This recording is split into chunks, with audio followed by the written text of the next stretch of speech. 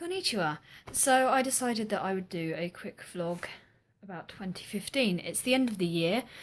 I've got a couple of days to go and then it's 2016. So basically I wanted to sort of talk about all the things that have happened in 2015. It's been quite an eventful year for me actually. I guess starting quite near the beginning. Dave and I got our mortgage sorted. We got our house, which is where I'm filming this now. It took quite a long time for it all to go through. It was probably one of the most stressful things I've ever had to do, buying a house. I thoroughly recommend it though, because once you're in the house, it's absolutely amazing. It's just that at the time, it's the most stressful thing you will ever do. If you're like me, I'm a complete control freak, and there's certain elements where you're just waiting on other people, and you're just constantly thinking, oh, come on, come on, come on. I just want to get in the house now, this is ridiculous. And we were in that situation. We had done everything we needed to do. But we're here, we're happy, we're living together, it's fantastic, it's great. And that's how we end 2015. I'm not going to lie, I think maybe the stress of buying the house or whatever, I don't really know, brought it on. But basically I got quite ill at the beginning of October. I had this horrible stomach bug thing, and that kind of took the wonderfulness away of being in the house. I was just really ill all the time, and really I'm still getting over it now. I basically got told that I had this kind of fatigue, post-viral fatigue thing. So the virus itself didn't actually last that long, but this post-viral fatigue thing could last quite a long time, and it's really miserable. It's a really, really horrible thing to have actually, because basically you just feel exhausted all the time. Even if you had a really good night's sleep, you just feel like you're shattered all the time, like even more than shattered. It's hard to explain unless you've really felt that level of exhaustion.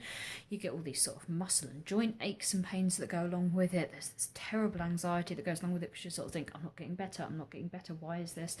You just feel rubbish the whole time. But I'm starting to feel a bit better from that. I'm not feeling so tired all the time. We've got ourselves a new mattress actually, which I'm currently sat on, which is a memory foam one. Absolutely amazing. And that seems to be making a world of difference. So I am getting better. It's just going to take a bit of time. So I'm a bit hit and miss with the vlogs. That'll probably be why for now. And I had a couple of New Year's resolutions. One was to buy the house, which we did. So that was a success. The other one was to start learning Japanese. And as you know, I always start every vlog with konnichiwa. I still only know the basics. I can pretty much greet someone in Japanese. I can pretty much ask them how they are, ask what time of day it is, basic directions, but that's about it. I guess if I went to Japan, when I went somewhere like Tokyo, I could probably just about get by. But what I really want to do is find someone who is also learning Japanese to have conversations with in Japanese. I don't know anyone around here, and I don't know any clubs around here or any classes around here or anything like that for Japanese. There's plenty of for Chinese, we've got quite a few Chinese students that live in the area, because there's quite a few that go to the local university where I work. But there's nothing really that I've found for Japanese. Although if anyone in my local area knows of anything, please point me in the right direction. I would love that. So at the moment I'm sort of looking into what I can do online. Things like maybe with Rosetta Stone or some of the other online courses and stuff like that. But what I really want more than anything at all is to find someone locally who I could see on a fairly regular basis, and we could just sit around and have a natter and learn Japanese together. That would be amazing. That's what I'd like to do. Whether or not I will find anyone is another matter. I'd really, really like to work more on my Japanese in the following year. I've had some amazing experiences this year, don't get me wrong. I mean, obviously buying the house, as stressful as it was an amazing experience, and I've never been happier to be living with my fiancé.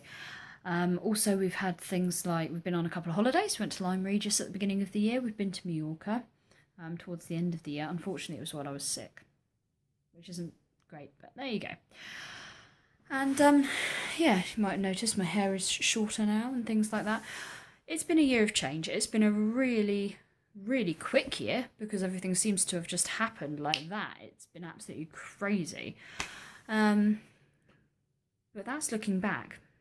Looking forward to 2016, crikey, I mean, there's so many things that need to happen. In January, we're going to start planning our wedding. That's going to hopefully happen in October, so that'll just be a load more stress. No, it won't. It'll be something to look forward to. That'll be great. So we'll be getting married in October. Then I guess I still want to carry on with my cosplay and things like that. I'd really love to get to at least one of the London Comic Cons this time round. The two this time round happened to be while we were on holiday. Don't know how we managed to go on holiday when both of the Comic Cons were on, but we did. Anyway, yes, so I'd like to go to a few more of those. And if I could, I'd love to go to other cons as well. I'd love to get up to like Birmingham and Manchester as well and see if I can do those. But we'll see. Obviously, with the wedding planning, that might not happen next year, but it might be something for future years. I'd really love to go back to Cornwall. Cornwall was always like a second home to me because we always went on holiday there when I was a child. So it's somewhere that I'd really, really like to go and take my fiance back down there. He's only been down there a couple of times with me. So that would be really, really nice to do. But we'll have to wait and see, I suppose. 2016 is also the year I turned 30, which is not at all frightening, at all. So we'll see what the year has in store. But that was my 2015. That's what I'm hoping for 2016, obviously learning Japanese as well. But what have you got planned? Have you got New Year's resolutions? Do you have any special big plans coming up in the new year? If you could share them in the comments or let me know on Twitter or Facebook or anything like that, that'd be really cool. And I guess I will see you next time. Sayonara.